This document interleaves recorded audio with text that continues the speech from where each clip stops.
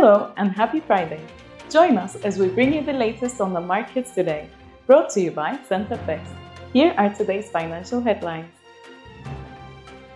Netflix jumped 3.2% and closed at $1,006.80 on Thursday. Analysts expect Netflix to increase further due to its strong growth outlook and market momentum, boosting investor sentiment. The Australian stock market index rose 0.8% and traded above $7,800 on Friday, settling at a two-week high as mining and energy stocks rebounded on the back of stronger commodity prices.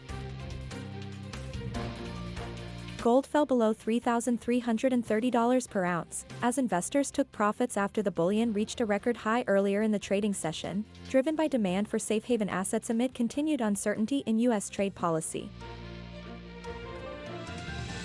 The euro weakened to approach $1.13, slightly retreating from January 2022 highs, after the European Central Bank lowered borrowing costs for a sixth straight time as expected.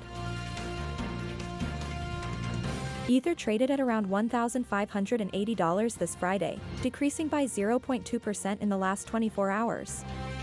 Looking back, over the last 4 weeks, Ether lost 23%.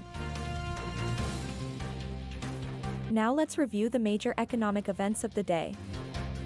At 5 a.m., Japan to release the industry index for February, following minus 0.3% in January. At 8 a.m., the balance of trade in Italy is expected to increase, after reaching a trade deficit of €264 million in January.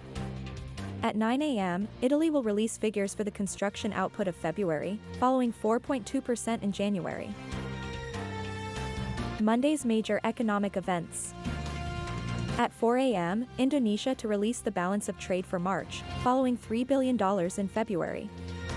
At 2 p.m., the leading index in the U.S. is expected to decrease, after reaching minus 0.3% in February.